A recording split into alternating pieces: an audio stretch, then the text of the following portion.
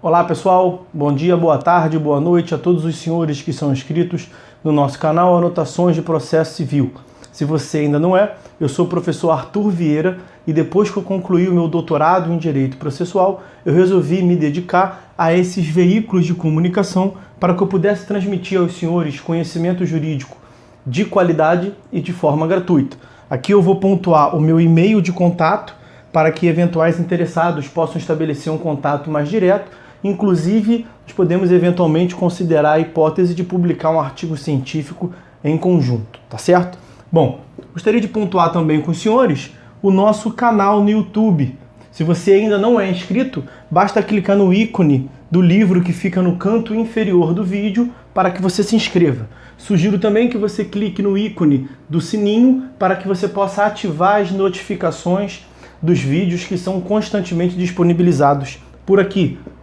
Gostaria de apresentar também aos senhores a nossa plataforma acadêmica, arturvieiracursos.com.br, arturvieiracursos.com.br, onde os senhores encontrarão cursos online de modo gratuito, inclusive com a emissão de certificado válido em todo o território nacional. Tá certo? Então, após a pausa, nós vamos tratar do vídeo de hoje.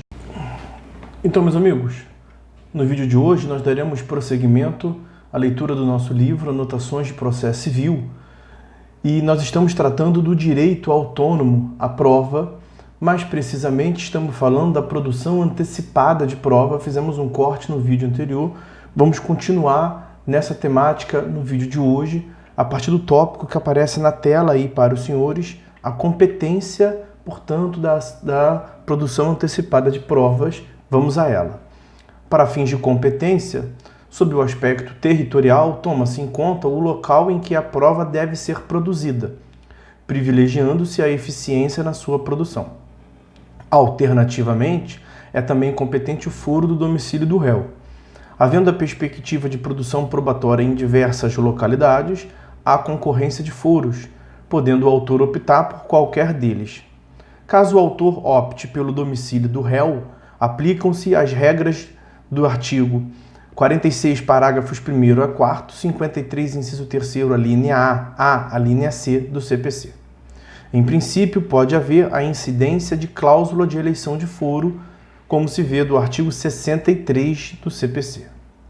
No que tange à competência funcional, deve ser considerada a natureza das partes e da matéria relativa à pretensão ou defesa para a qual a prova será relevante.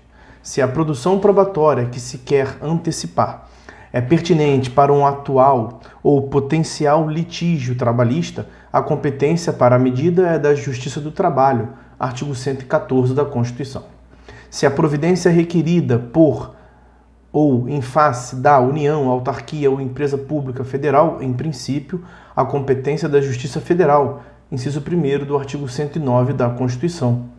Para justificação sem caráter contencioso, permanece aplicável a súmula 32 do STJ. Todavia, nas produções antecipadas promovidas em face da União ou de autarquias ou empresas públicas federais, se no local em que a prova deve ser produzida não há vara federal, a ação pode ser proposta perante o órgão de primeiro grau da Justiça Estadual. A regra do artigo 381, parágrafo 4º do CPC, ampara-se na permissão dada pelo artigo 109, parágrafo 3º, parte final da Constituição. Mas os recursos serão de competência do TRF, artigo 109, parágrafo 4º da Constituição Federal. O CPC prevê expressamente que a medida de produção antecipada não previne a competência do juízo para a ação que eventualmente se venha a propor com utilização da prova antes produzida. Essa norma é compreensível em face, em primeiro lugar, do caráter não constritivo da medida, em segundo lugar, da ausência de juízo, nem mesmo sumário, sobre o mérito da pretensão principal, e em terceiro lugar, da eventualidade de uma ação principal. Tal diretriz, já consolidada sob a égide do CPC de 73, veja a súmula 263 do TFR, Tribunal Federal de Recursos, é ainda mais justificável diante da ênfase à autonomia da tutela à prova que foi concedida no CPC de 2015. Legitimidade. A legitimidade ativa recai sobre todo aquele que justifique a utilidade da produção da prova à luz de uma possível e eventual pretensão ou defesa. Para legitimar-se ativamente para a produção antecipada, é irrelevante a posição que o sujeito ocuparia no eventual e futuro processo em que usaria a prova. Autor, réu ou terceiro interveniente. Deve ser incluído no polo passivo, como réu, todo aquele contra o qual se possa pretender futuramente, de algum modo, utilizar a prova. Por mais incerto e eventual que seja o uso futuro da prova em outro processo, cabe observar esse parâmetro. A prova produzida sem a presença do adversário é despida de valor, não sendo admissível no processo subsequente. Mesmo quando o escopo da produção antecipada não for o de assegurar ou pré-constituir a prova, mas sim o de incentivar a autocomposição ou permitir a avaliação de chances de eventual demanda, é relevante a participação do adversário. Sua presença no procedimento probatório antecipado qualifica a prova, ampliando as chances de que ela cumpra essas funções. Uma vez que se reconhece o direito autônomo à prova, cabe reconhecê-lo em sua plenitude, isto é, em sua dimensão bilateral intersubjetiva. Na hipótese de justificação para simples documentação sem caráter contencioso, é o que consta do parágrafo 5º do artigo 381, não haverá legitimado passivo. Vejam a parte final do parágrafo 1º do artigo 382. Essa regra, que constitui exceção, merece interpretação restritiva. Basta a potencialidade de conflito para que se imponha a citação de réus na produção antecipada, sob pena de inocuidade da prova ali produzida. Intervenção de terceiros. Não cabem chamamento ao processo e denunciação da lide, pois não há julgamento da pretensão principal na produção antecipada. Se o requerente da medida pretende formular denunciação ou chamamento em posterior processo em que a prova vai ser usada, cabe-lhe desde logo incluir o futuro chamado ou denunciado no polo passivo. Se é o réu da produção antecipada quem pretende provocar depois tais modalidades interventivas, cumpre-lhe requerer ao juiz que desde logo cite o futuro chamado ou denunciado. É possível a assistência na produção antecipada. O terceiro, que tem a perspectiva de assistir uma das partes no futuro processo principal, pode igualmente assisti-la no processo de antecipação da prova. Assim, também é cabível a participação do amicus curiae, artigo 138. O terceiro pode intervir, provocada ou espontaneamente, para apresentar subsídios técnicos científicos relevantes para a produção probatória. A produção antecipada pode servir para reunir subsídios para respaldar pleito de desconsideração de personalidade societária, a realizar-se incidentalmente em futuro processo. Artigo 133 e seguintes do CPC. Mas, nesse caso, o sócio e a pessoa jurídica que seriam atingidos pela desconsideração devem participar desde logo na medida de produção antecipada, sob pena de a prova não poder ser depois utilizada. O contraditório na produção antecipada. O artigo 382, parágrafo 4º, estabelece que não se admitirá defesa no processo de produção antecipada. Tal dispositivo exige interpretação que o salve da inconstitucionalidade, pelos incisos 36, 54 e 55 do artigo 5º da Constituição Federal. Não há dúvidas de que o juiz detém poder para, mesmo de ofício, controlar os defeitos processuais, a ausência dos pressupostos da antecipação probatória e a admissibilidade e validade da prova. Logo, o requerido tem o direito de provocar a decisão do juiz a respeito desses temas. A suposta proibição de defesa deve ser compreendida apenas como ausência de uma via específica para a formulação de contestação, e não cabimento de discussão sobre o mérito da pretensão ou defesa, para o qual a prova pode servir no futuro. Entre as questões processuais que o juiz tem o dever de controlar de ofício, está a incompetência absoluta, parágrafo 1º do artigo 64 do CPC, cabendo provocação de exame do tema pela parte interessada. Quanto à incompetência relativa, inclusive derivada do desrespeito ao artigo 381, parágrafo 2º, o réu, na falta de estipulação específica, terá o prazo geral de 5 dias para arguí-la, parágrafo 3º do artigo 218, sob pena de prorrogação da competência. De resto, o réu tem o direito de participar de todo o procedimento probatório desde a propositura da prova. Ele tem ainda o direito de aproveitar o procedimento instaurado para também requerer justificadamente a produção de provas. Não se trata de apenas controlar ou completar a produção probatória pleiteada pelo autor. Confere-se ao réu poder autônomo de iniciativa probatória. Ele pode requerer a produção de qualquer prova, parágrafo 3º do artigo 382, mas há limites. A prova deve versar sobre o mesmo fato que é objeto da prova do autor, e a produção conjunta não pode implicar excessiva demora. As regras do procedimento probatório. Aplicam-se, no que couber, as regras do procedimento comum do processo de conhecimento relativas ao meio de prova, cuja antecipação requer-se. Os limites a essa aplicação subsidiária derivam, em primeiro lugar, da simplicidade, sumariedade procedimental da medida de antecipação. Por exemplo, ao citar o requerido, o juiz deve já determinar a formação de quesitos e indicação de assistente técnico para a perícia objeto da antecipação. E, em segundo lugar, da ausência de valoração da prova. Caberá ao juiz, de eventual processo em que a prova seja usada, valorá-la. Mas pode haver dificuldade na precisa definição daquilo que concerne à admissibilidade ou regularidade e o que se refere à avaliação da prova.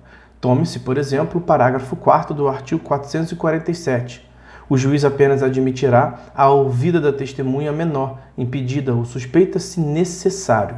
Tal necessidade é definida pela possível relevância da prova para uma mais clara reconstrução dos fatos. Ou seja, para admitir tal prova, o juiz precisa avaliar o resto do material probatório já existente. Isso é inviável na produção antecipada. Em casos como esse, o juiz da antecipação deve privilegiar a ampla admissibilidade da prova, cabendo ao juiz do processo em que se venha a pretender usá-la, desconsiderá-la se for o caso. A decisão final: efeitos, recorribilidade e estabilidade. A sentença que encerra o procedimento declara a regularidade da prova produzida e constitui a prova para eventual uso subsequente. Não se valora a prova produzida, nem se emite nenhum juízo sobre o mérito do litígio, para cuja composição a prova poderá ser depois utilizada. No eventual processo subsequente, o juiz dará à prova o seu valor. Sempre mediante decisão fundamentada, poderá até determinar seu complemento, esclarecimento, ou, quando possível e estritamente necessário, sua repetição. Proíbe-se recurso contra qualquer decisão no processo de produção antecipada, seja interlocutória, seja a própria sentença, exceção feita à decisão que indefere integralmente a antecipação probatória. Vejam o parágrafo 4º do artigo 382. O duplo grau de jurisdição não é, em si mesmo, uma garantia constitucional. Pode não ser previsto em lei, desde que isso não implique modelo desarrazoado de processo, ofensivo à garantia do due process. Pareceu ao legislador do CPC de 2015 ser esse o caso da medida de antecipação de prova, dada a limitação de seu objeto. Todavia, caberá mandado de segurança contra as decisões que violem direito líquido e certo de qualquer das partes. Artigo 5º, inciso 69 da Constituição e artigo 5º, inciso 2º da Lei de Mandado de Segurança, Lei 12.016, de 2009. Não há coisa julgada quanto ao mérito da possível pretensão principal, pois nem cabe pronunciamento sobre ela.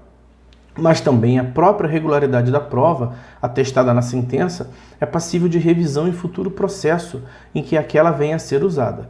A prova antecipada não é meramente provisória, porém é incompleta. A aferição definitiva de sua validade e sua valoração apenas poderão ocorrer no concreto contexto do processo em que ela venha a ser utilizada. Por outro lado, quem pediu e obteve a antecipação da prova não pode repetir a medida de produção antecipada, senão para outro objeto probatório ou para o desenvolvimento de outros meios probatórios. Falta interesse processual para tal reiteração. Já se a medida de antecipação foi indeferida, não há o que impeça nova demanda, dada a sumariedade da cognição que ampara o pronunciamento denegatório. O destino dos autos e o emprego da prova depois do fim do processo. A prova produzida antecipadamente não é do exclusivo interesse do autor da medida. O requerido também tem o direito de utilizá-la, e não apenas quando tiver também requerido provas nos termos do parágrafo 3º do artigo 382. Vigora o princípio da comunhão da prova. Por isso, depois de encerrado o processo de antecipação, os autos apenas são entregues ao autor depois de permanecerem em cartório por pelo menos um mês para extração de cópias e certidões por interessados, réus ou terceiros. É possível que alguém que não participou do processo de produção antecipada use a prova ali obtida contra alguma ou ambas as partes de tal processo.